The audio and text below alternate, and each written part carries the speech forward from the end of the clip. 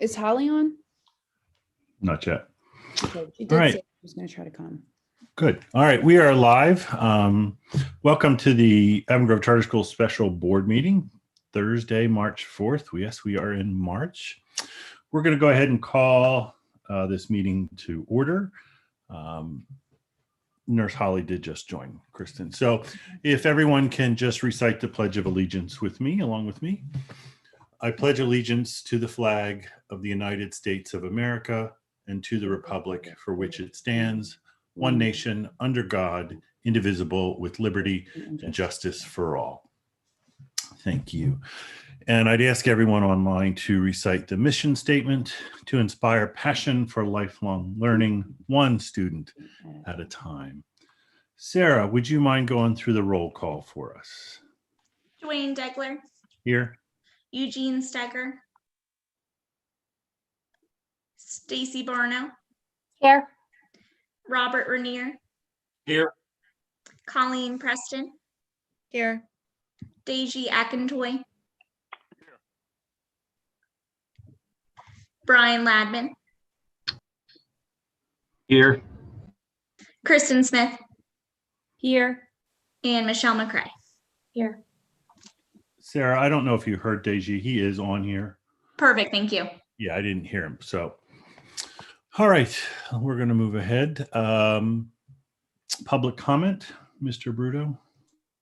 So we have 3 public comments that were submitted for this evening. The first comes from Hillary Walker of Coatesville Area School District. It reads, I would first like to thank everyone for all the care and flexibility that all the staff have had during this very unique school year. I firmly believe that the students at AGCS should be attending 5 days a week when the transition to more in-person time happens. I have it on good authority that both Coatesville and Downingtown districts will be going 5 days a week as early as March 15th. I know that would benefit not only myself, but many additional families by relieving the additional costs of sending our children to daycare where they attend their Zoom lessons. I hope that the board will agree and vote to allow students to have a little bit of a normal return to their lives by being in class all week long. The second comment is from Lori Spencer of Avon Grove School District. At this point, neighboring schools are returning to full-time or at least 4 days per week of in-person instruction. For example, Avon Grove School District and Unionville Chadds Ford. It is time for our school to follow suit. I see how many children are struggling at home, and I am most concerned about my first graders who have failed to learn addition, subtraction, and reading skills. Even with a full-time parent at home to help with teaching, my kids have clearly fallen behind.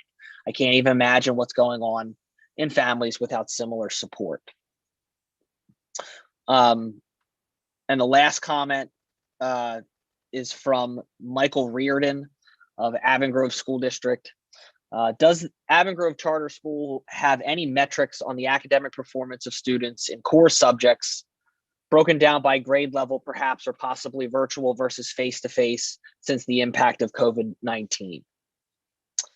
And those are the 3 comments that were submitted for tonight's meeting. Thank you, Mr. Bruto. Before we move on, Kristen, the head of school, I just wanted to take a moment and I wanted to thank Mr. Maitland, Miss O'Connor, and Miss Lampert. I was able to take a tour of the school today just to see how everything was going, and it looked great. I got to interrupt a bunch of classes, so I apologize to all those teachers that just looked at me like, why is this guy coming into the room? But it was good. So just so the rest of the board knows, it was a good visit and they have a plan. Mr. Maitland was outlining their plan and how they're going to move forward and what it would look like. So I would ask tonight that we all pay attention, which we always do. And we'll do the normal form. If you have a question, raise your hand. I'll call on you and make sure that it gets heard and answered so that we can make the right decisions tonight. So having said that, we will turn it over to Ms. Bishop and the Chester County Health Department update. All right. Well, we had 2 meetings. February 12th was our special meeting, and then we had our February board meeting. And we went over a lot of the new Chester County health guidelines already, so I won't bore you with a lot of the details because we've gone over this multiple times. But the school is looking to transition to more face-to-face In order to do that and have more kids back in the school, the Chester County Health Department is saying we need 3 consecutive weeks below 100, that's per 100,000, and 10% positivity, below 10% positivity. So a lot of the new guidelines talks about social distancing. It's recommending 6 feet to the greatest extent possible, but at no time should it be less than 3 feet. So 6 feet is required for staff to staff and staff to students.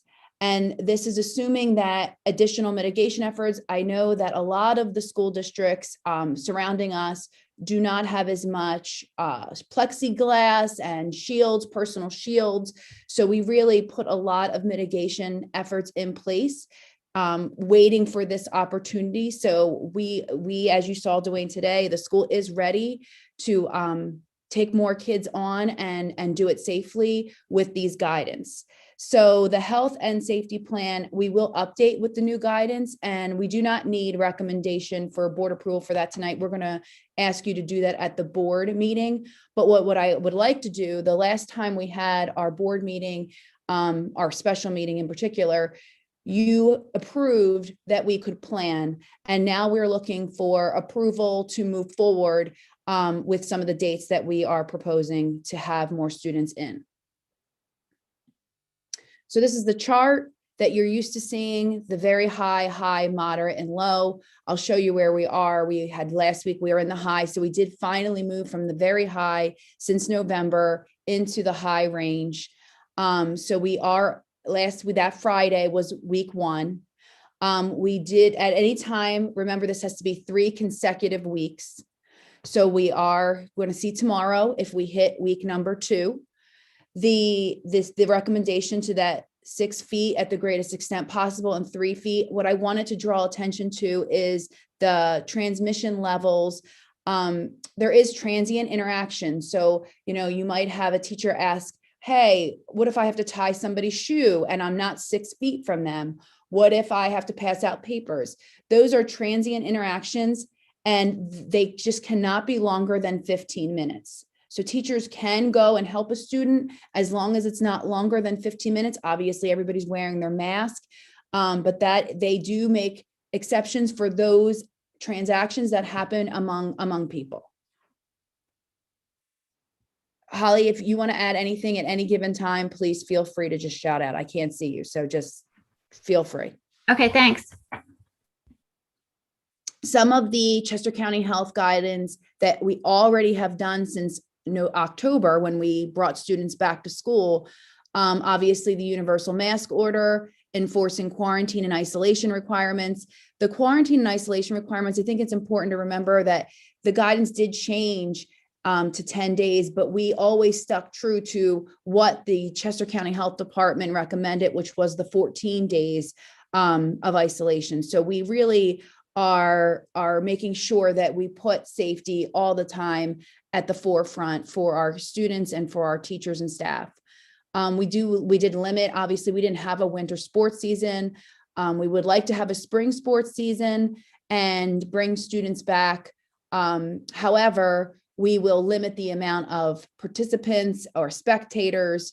We had graduation at the beginning of this pandemic. We'd like to have another graduation. So there will be a limit on people that attend those type of events. So we are looking to have some of those things, but obviously following the Chester County Health Department guidance. The approved antigen testing, you approved the plan. We have an MOA, and I have to tell you, I've already seen that benefit as part of our mitigation efforts. So we did have a positive person that used the test, and it did limit her interaction with students and staff. So that was a really great thing. And then also we've had a staff member who was negative, and we still sent them out, obviously, for the PCR testing, and it came back negative too. So the testing is showing that it is that extra layer of mitigation. And so we're happy that it's at the school and we have it here. As far as the remote, it's still an option for families, and then continuing to report cases to the Chester County Health Department. I know a parent reached out last night and said, hey, did you watch Downingtown meeting?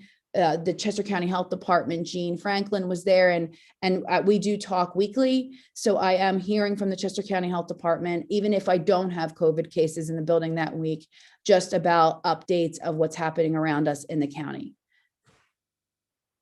Oh, one other thing, I do want to make sure I point out that if we hit those 3 weeks, we are not asked to close if we do have a very high transmission rate, to go back to the hybrid model. Once you hit that 3 weeks and you open school, it will be a case by case on who is quarantined, isolated, closed. It will be the health department that makes those recommendations, but at no time do they want to see schools go back to the current model that they're in. Before I move on, does anybody have any questions for me or Holly up to this point? I think you're good. Okay. All right. So here's the data.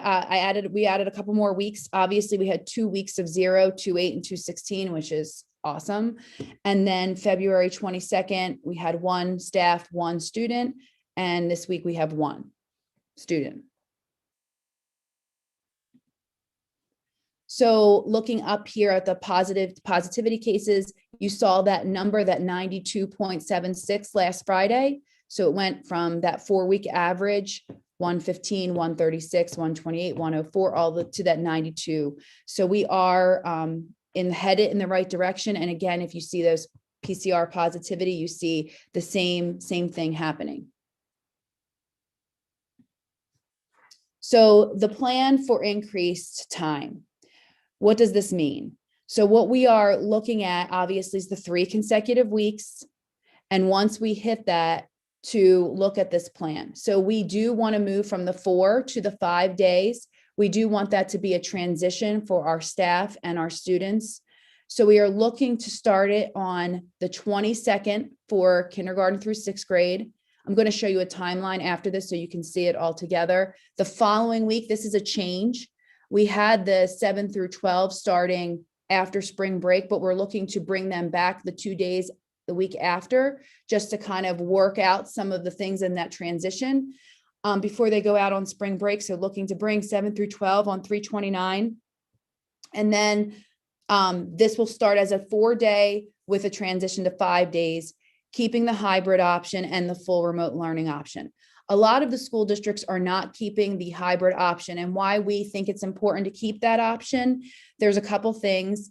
There's a lot of families that want to remain with the 2-day option, and we want to try to honor that request. The health department did write in the guidance that if you're going to go less than 6 feet, which we are going to have students sit at a 3 feet range.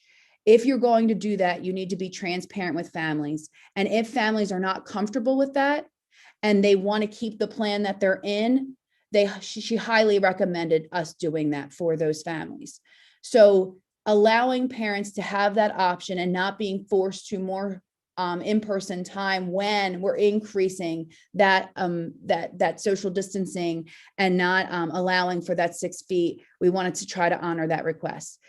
Obviously, it helps with the social distancing. If we do have some students that are home versus being in the classroom, it helps us be able to provide a greater extent of social distancing there. So that's obviously a help to the school. And if kids are successful and that's working for them, then it just helps more kids that are struggling to come in. And then obviously the logistics of just the operations might make it hard or might make it work. So I have told the teachers today, and I think it's important for everybody to hear this, that at any given time, this is all trial and error, and you learn from making, mistakes or having failure.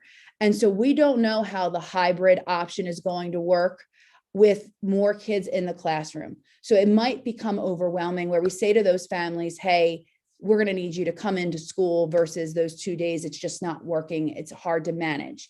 Or it might work, but we're never going to know that until we try it. So we are giving parents that option now, but I do want to say this is something that was going to be a transition because we've never done it before. So we'll have to see how it goes as it goes along. So we had the March 4th special board meeting. That's today.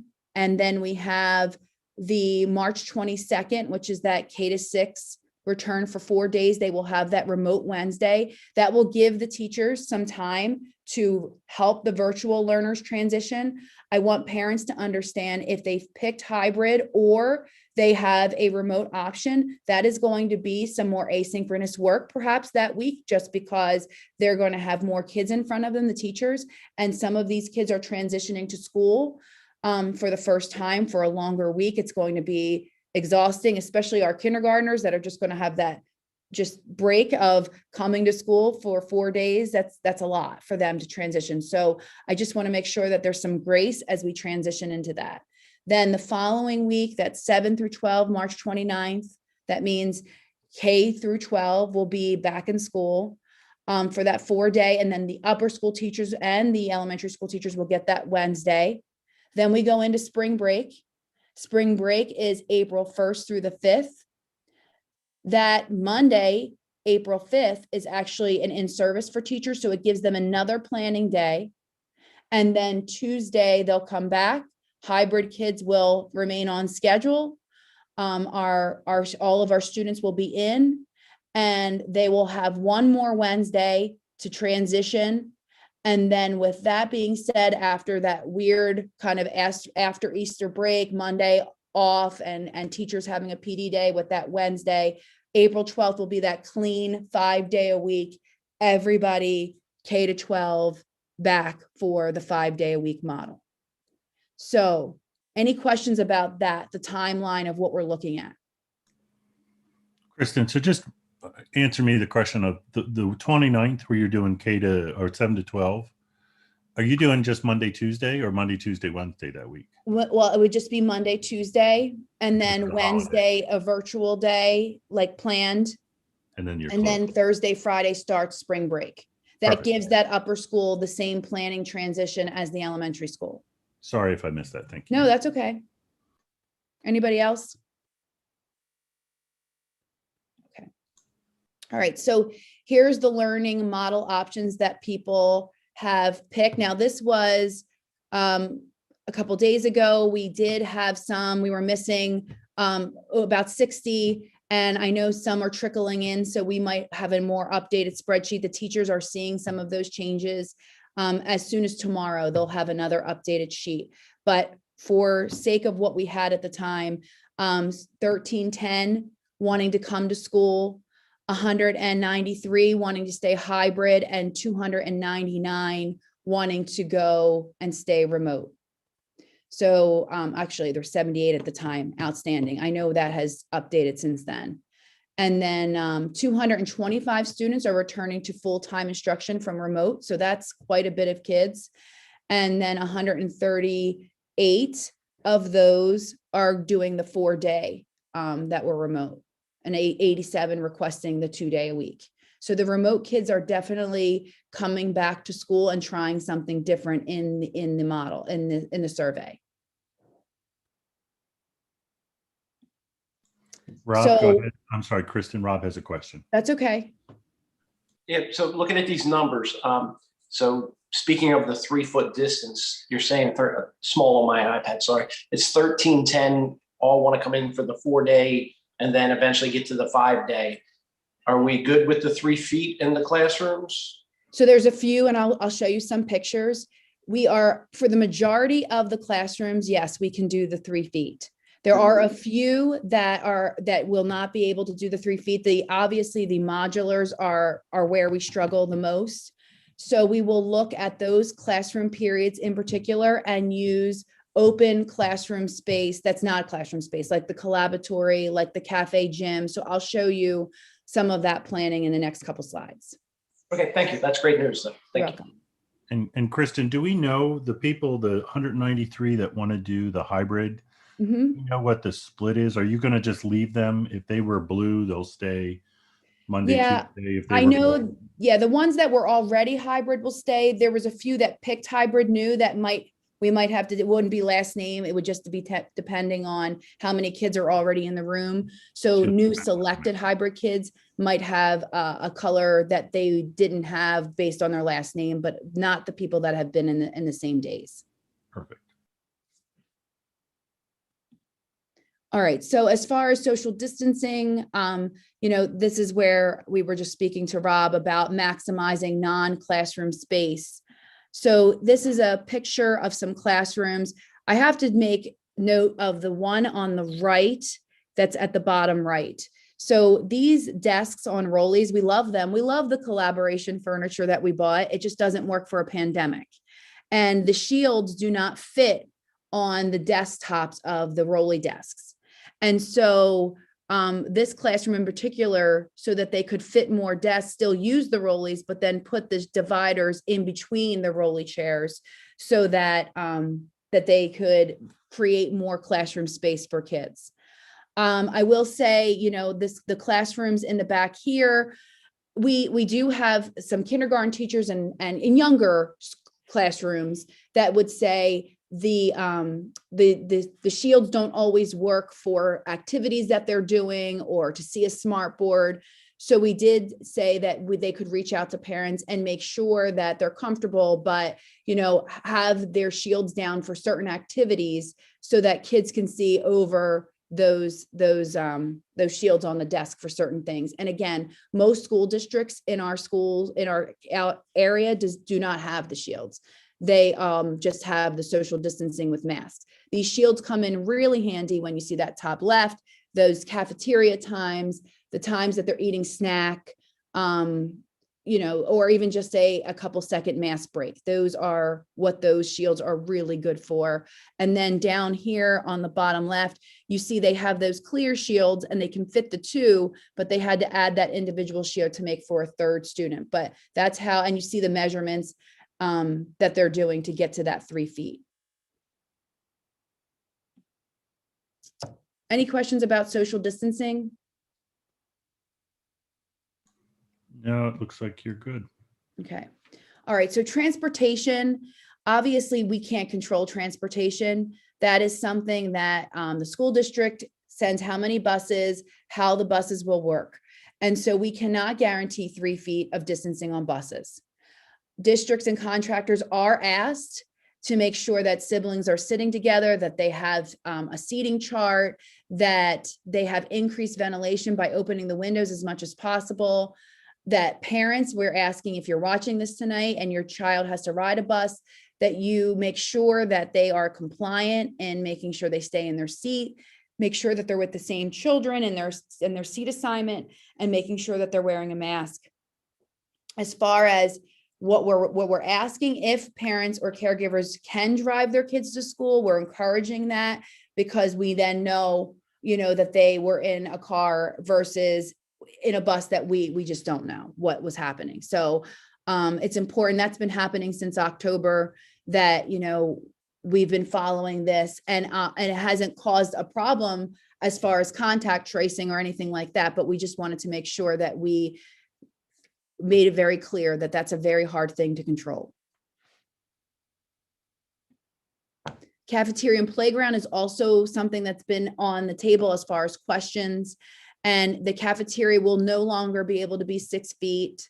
However, we do have the plexiglass.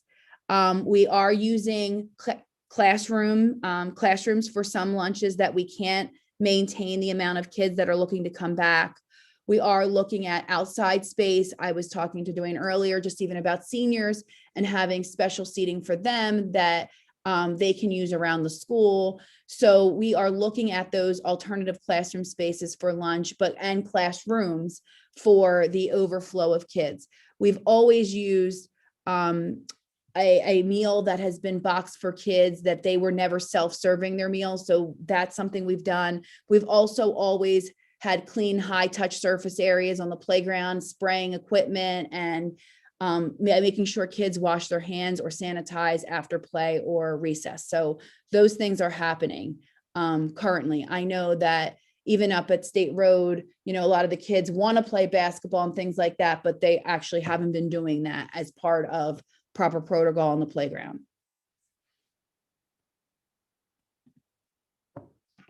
Anything about cafeteria or recess? No. All right. And just so the board knows, I did take a look at, I think it was 4th or 5th grade, and they were well spaced. As Kristen mentioned, I did discuss the upper school because 9th through 12th do eat together. And the plan they're putting together does look like they'll be able to support having them spaced out well enough. If you've been in the hallway from the arts wing, there's a long row at that bridge of extra tables for seniors and stuff. So they were working it well. Yep. So this was the big topic with teachers, obviously, and rightfully so. They would like the vaccination, and we got really good news yesterday. Johnson & Johnson is earmarking their vaccinations for teachers. And so I did get a call. We are receiving 84 doses. They do have a criteria on who they want to see vaccinated first, such as teachers that are special education, working with high need students. They also want to see the younger teachers, teachers with the younger students vaccinated, like kindergarten, and then make their way up. We also have to look at contractors that are working with children. So you wouldn't want to vaccinate a kindergarten teacher, but then not vaccinate the PCA that's working in her high needs classroom. And so, there's a list, a very detailed list. We pick this as the school, the 84 people that fall in that list, and then they'll get that as soon as next week.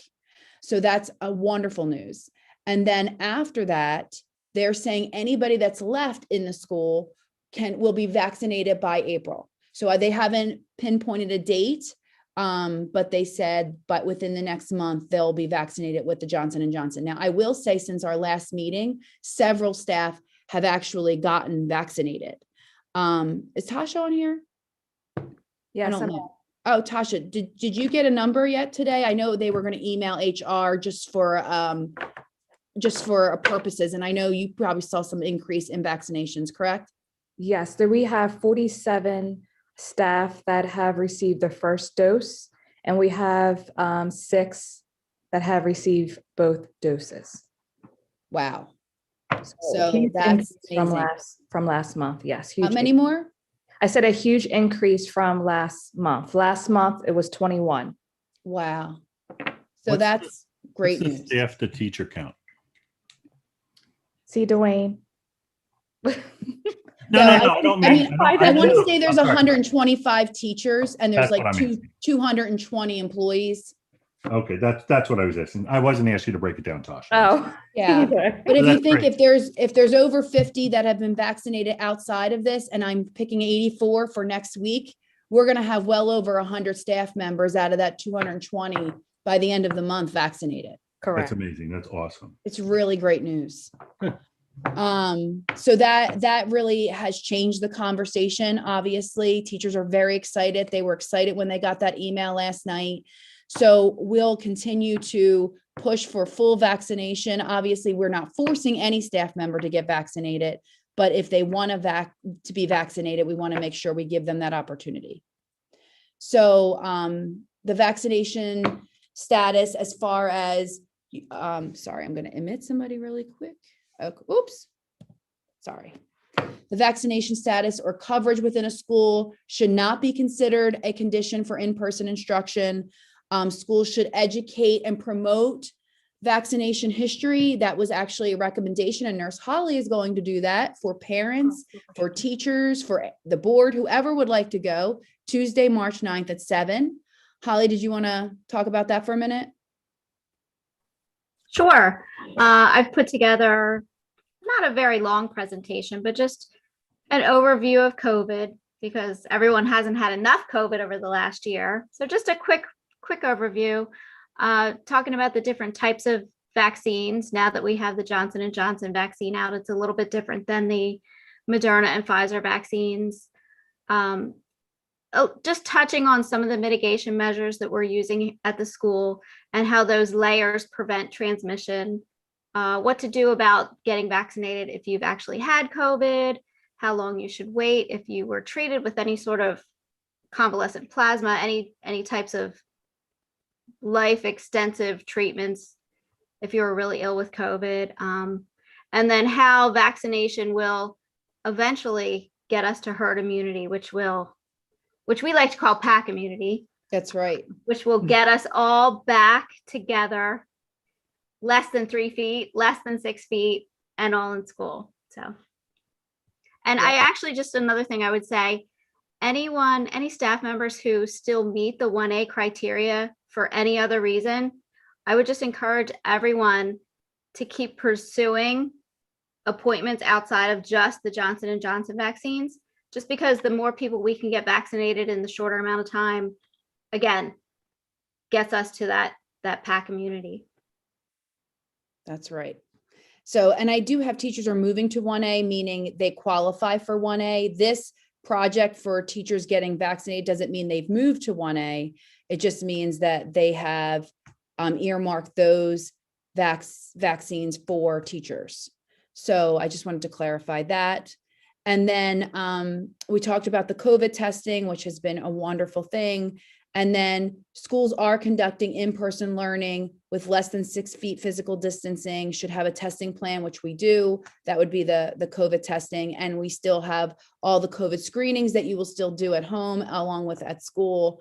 And then as far as March 1st, the secretary, as far as relating to travel, that is no longer in effect. So travelers should still practice appropriate public health measures to slow the spread of COVID-19, but actually quarantining after travel is no longer something that's in effect. So continue to, if you're traveling at all, please make sure you continue to mask, physical distance, hand hygiene. We wouldn't want to have kids out of school because of families traveling on spring break. So I wanted to make sure that we're being mindful of that, even though they've lifted those restrictions. Anything else to add there? So, Kristen, I do have one question, and Nurse Holly, you can chime in on this, I'm sure.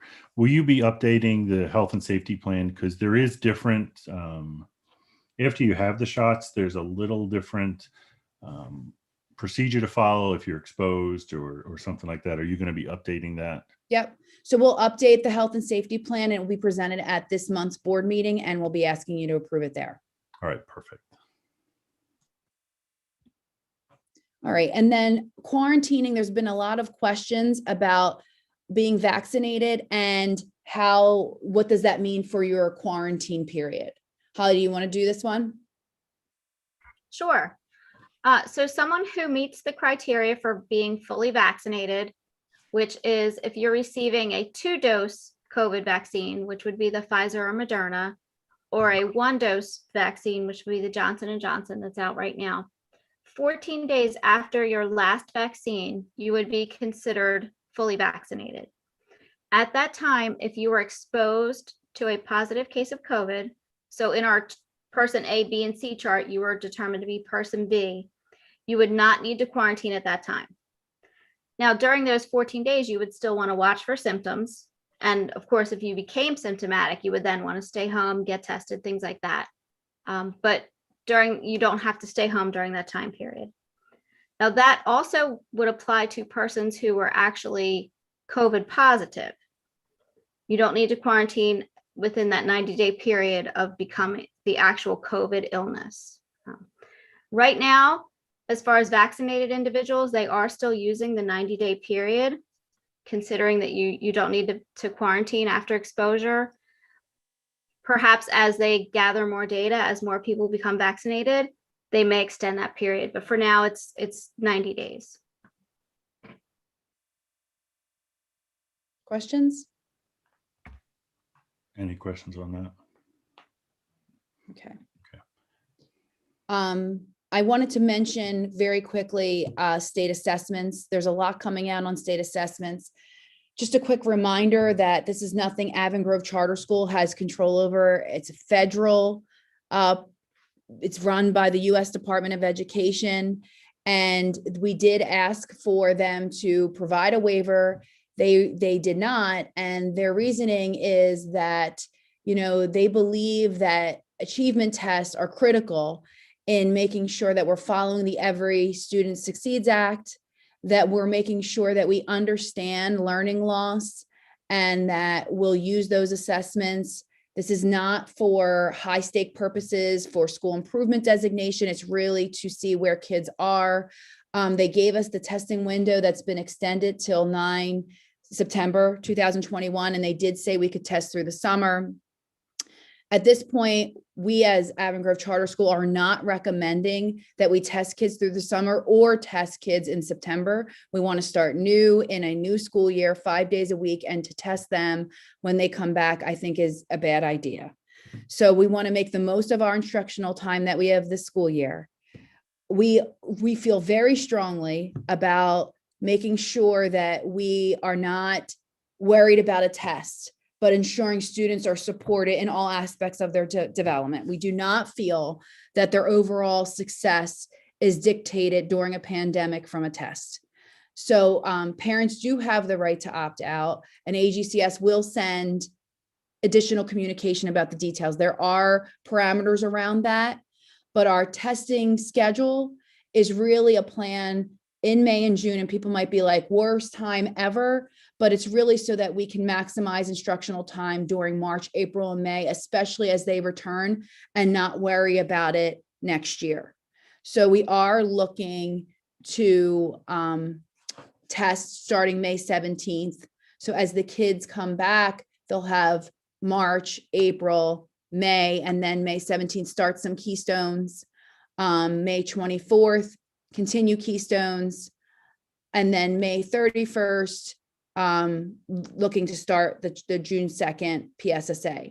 Now, I do have to say teachers will be occupied with being proctors for testing. So if students are not taking the test, we'll have to talk about the logistics of them. What are those students doing? But we think this is the best plan to ease kids back in and not throw testing at them, nor asking them to take a test in the summer and in September. I know this is not anything I really want to talk about. So I want to preface that it's something that they're asking us to do. Questions about testing?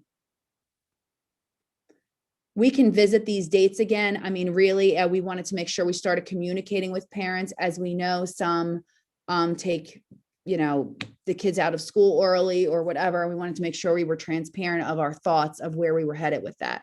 And we, again, are talking to other school districts, and other school districts are looking to do the same. Michelle McCray, and then Rob. Hold on, Rob. Go ahead, Michelle. Question. Can the tests be taken remotely, or do they have to be in person? They have to be in person.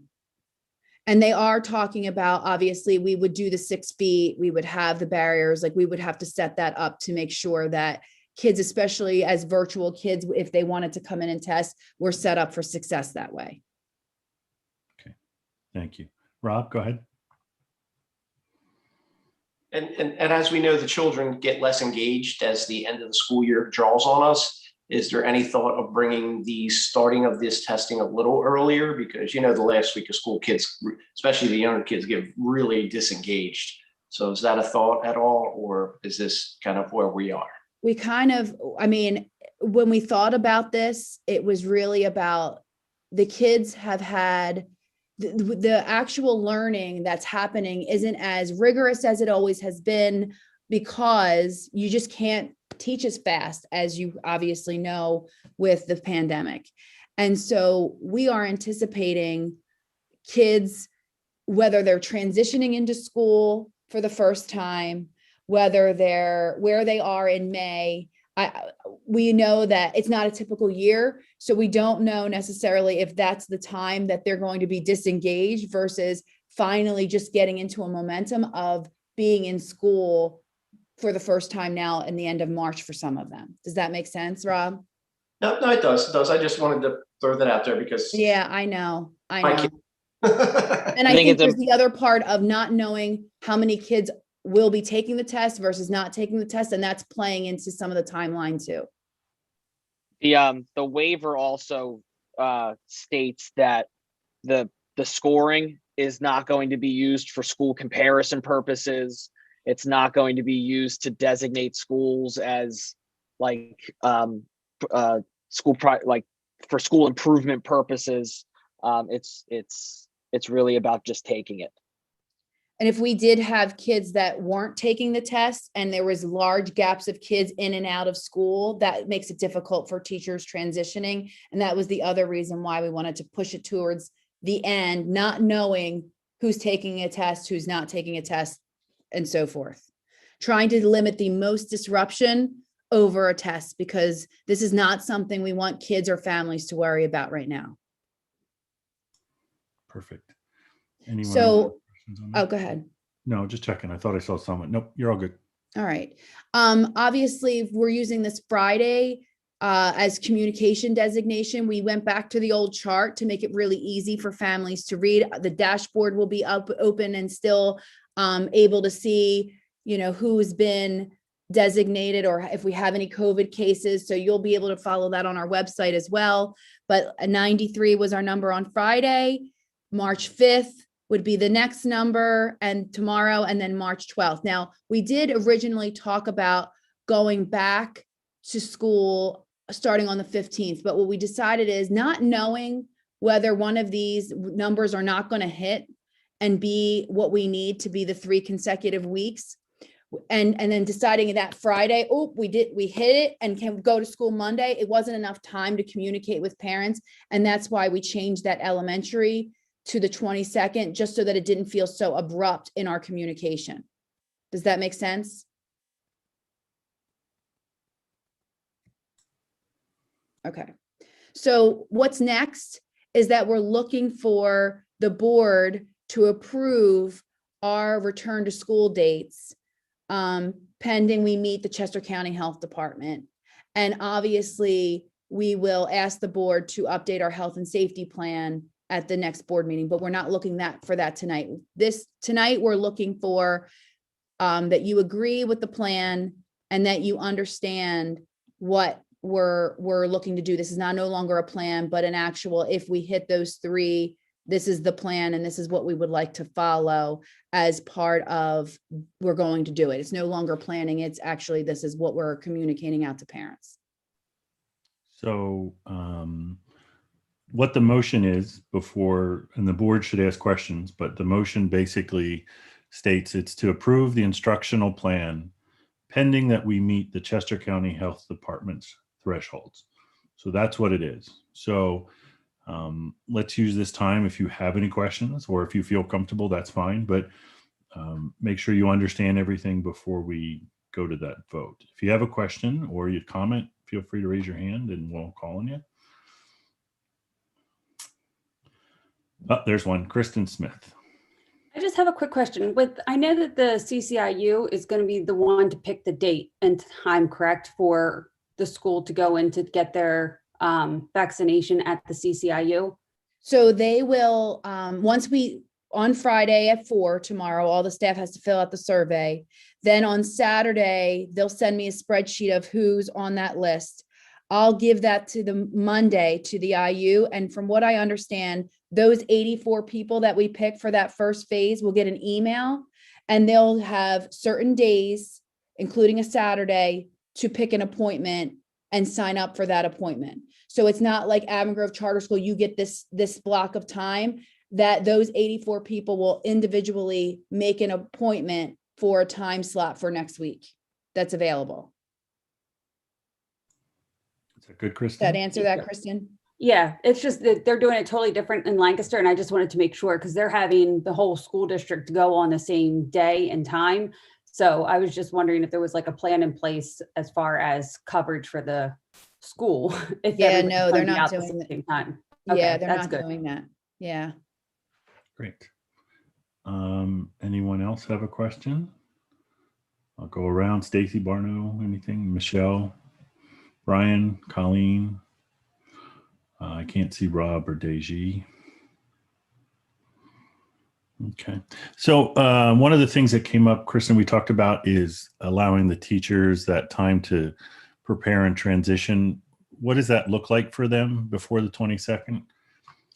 So we'll have obviously the Wednesdays that they'll have and the PD day they'll have for planning as well. We did tell them today, and I did the same presentation with the teachers, and I explained to them every grade level is different. And so kindergarten's needs with virtual kids and 20 kids in a classroom are going to be very different than a 10th grade teacher. So we are working with the principals right now and putting some things in place to support them and what they need, but it does look very different from grade to grade. What's difficult is to give them a Wednesday when we need to bring kids back. And even if I looked at even doing like a half day, but that depends on transportation, and I don't have control over transportation. So there's a lot of things that play into these conversations. So we are going to give teachers what they need depending on the grade. And that might mean time at the end of the day. That might mean our professional development days that are assigned. But we'll give them as much time as we can and as much support with staff as we can to transition this, because we do understand, and some of it we're not going to know until we do it, and then we're going to realize. So if at any time this does become something that's not manageable, it might require another special board meeting from the staff to say, from the board to say, this isn't working and we need to implement something different and provide them some time some other way.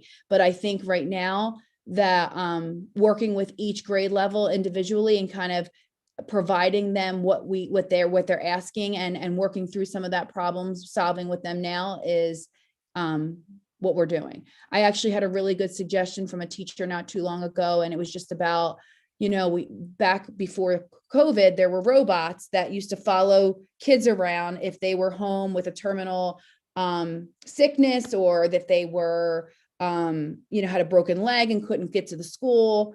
And that robot would follow a particular peer around in the classroom and travel with that peer. And so assigning virtual kids with peers to kind of like transition to classes. So we talked about different innovative things that we might try to see if it works. So, nothing's off the table when it comes to innovative, creative ideas. Good. All right. I know you had talked about moving stuff in on the 10th and the 17th, and I just want to make sure. Oh yeah, for furniture, we have more furniture coming. And so the 10th, both the 10th and the 17th are Wednesdays. And so we are looking to designate those days. And we told teachers if they wanted to be there as part of the transition. And we also are going to open the building on Saturday so that if they want to feel like setting up their classrooms differently or moving things around, they could, that it wasn't just us moving it for them. All right, cool. Stacy has a question. Yes, go ahead. I see Colleen has one. Stacy Barna, go ahead, and then Colleen. It's really just a statement. I think it's really great to hear the plan that's developed. I know in neighboring areas, throughout this process, students have been switched into different classrooms out of different needs. And I think it's really positive to know that, the students have not had to have that disruption, or the teachers to have to learn a whole new group of students. And I think it's really positive that we've been able to maintain that. And I know that's significant as a parent of a very young student in the school, but it's also significant just in, continuing to have those continued relationships with students and teachers. So I really want to commend everybody, because that's never even been a question of moving kids around and switching teachers. And I really appreciate that. And I think it's because everyone's really worked hard to, at the end of the day, it's supporting students and teachers both. And I just really appreciate that. So thank you for that. Stace, thank you for bringing that up. I think it's important to acknowledge that the teachers have really worked really hard making this work.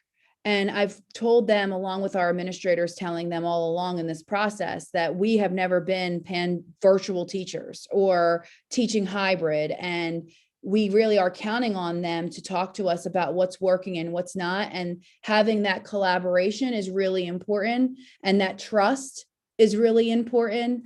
It hasn't always been smooth. There's been bumps, but I think that teachers are really working together to do what's in the best interest of kids. And that's why it's working.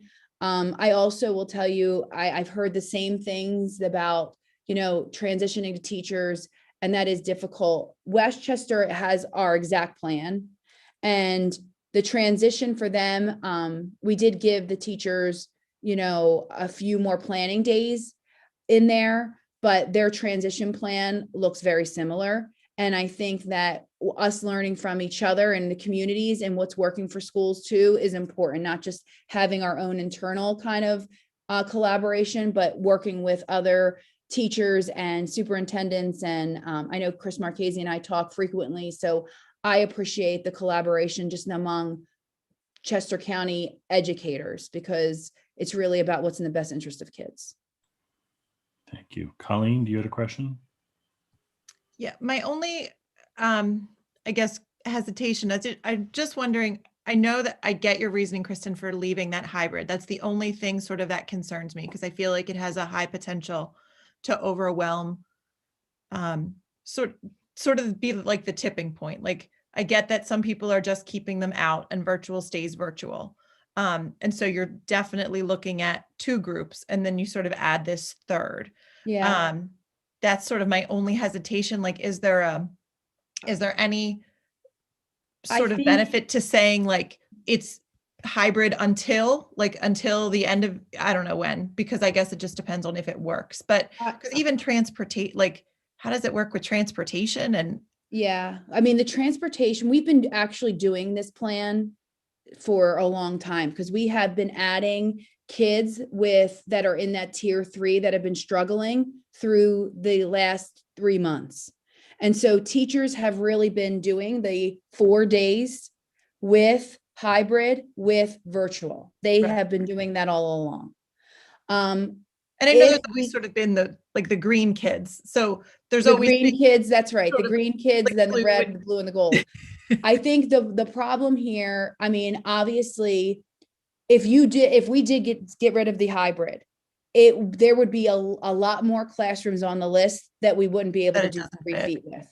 So that really is not only helping the families that are asking for it, but it's also helping the school right now as we transition and with more kids in the building for the safety.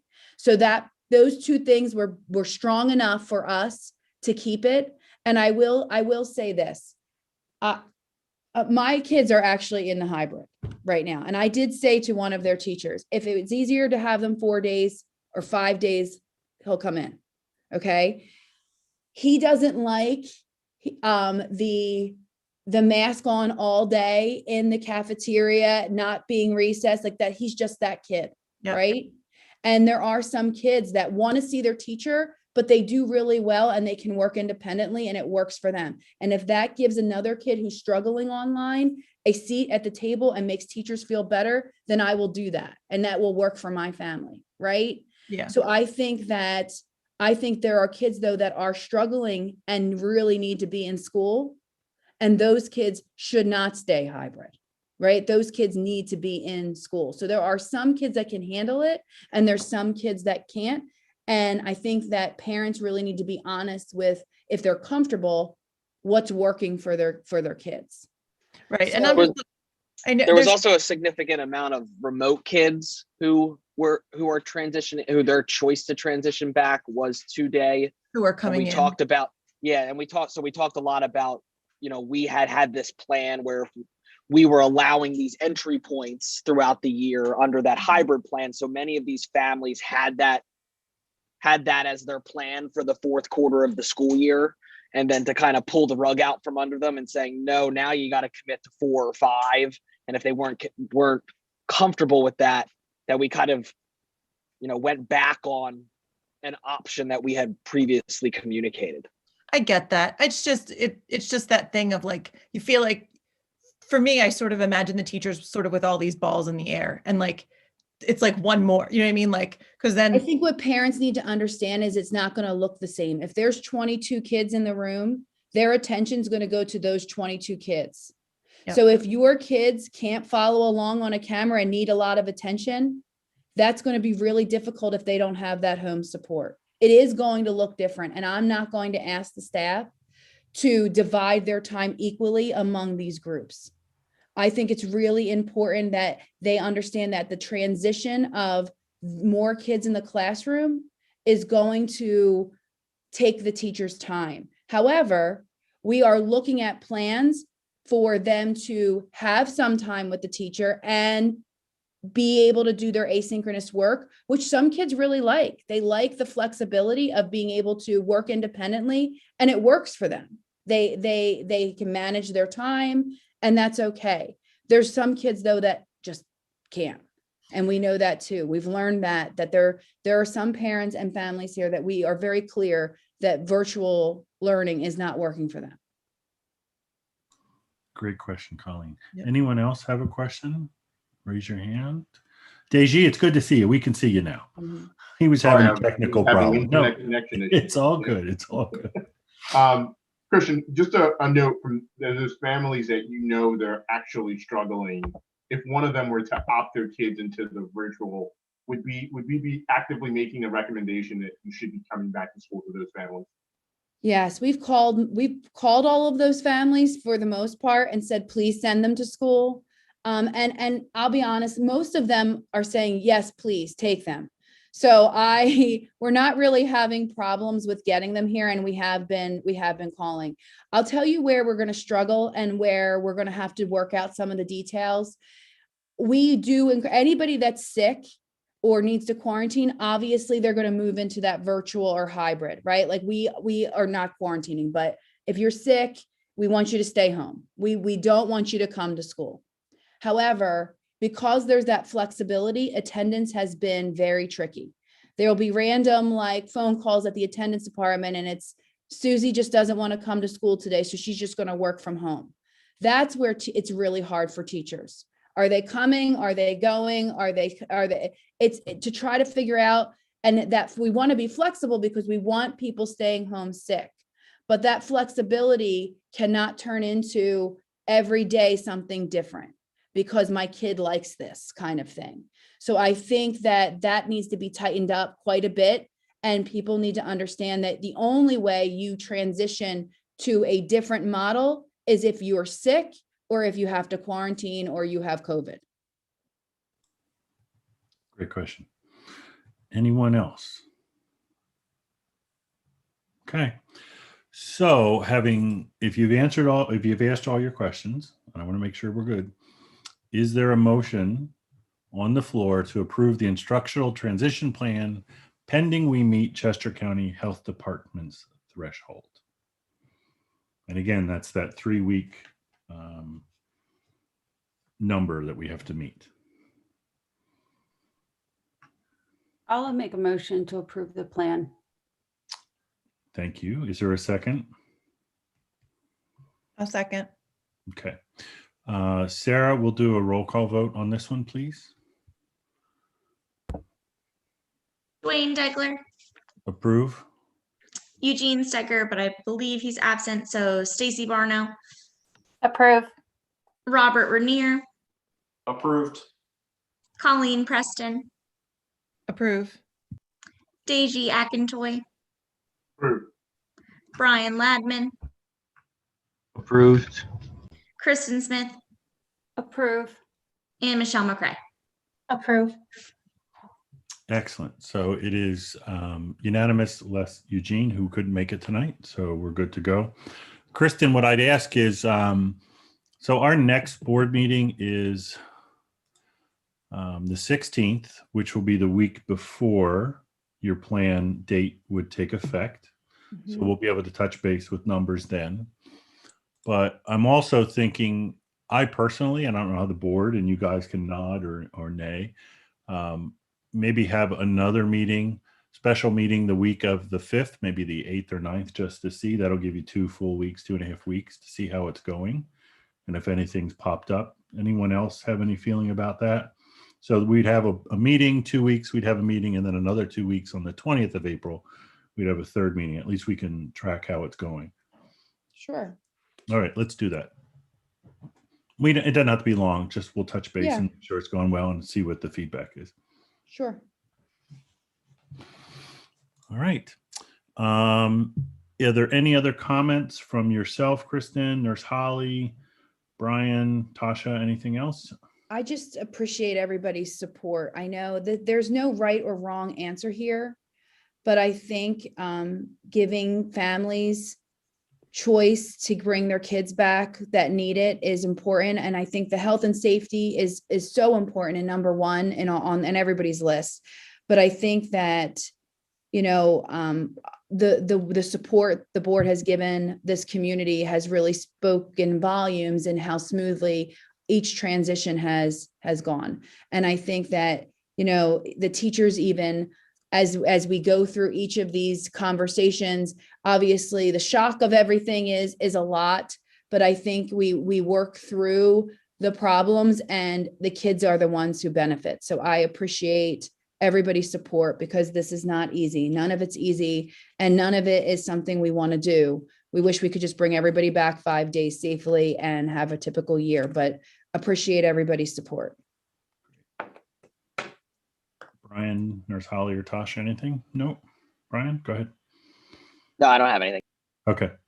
The only thing I'll say is I know I feel, and I hope the board feels the same way, that what you've done, I know there is a lot that goes behind the scenes that maybe we have privy to that not everyone else does, but your whole team has the interest of the students and the staff at heart at every decision you've made. So I can't thank you enough for that.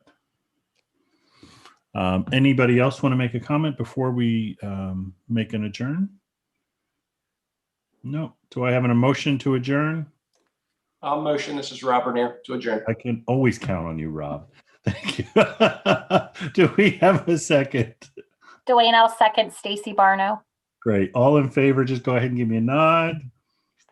All right. Good luck, everyone. And then we'll see you. I think it was the 20th, or no, not the 20th.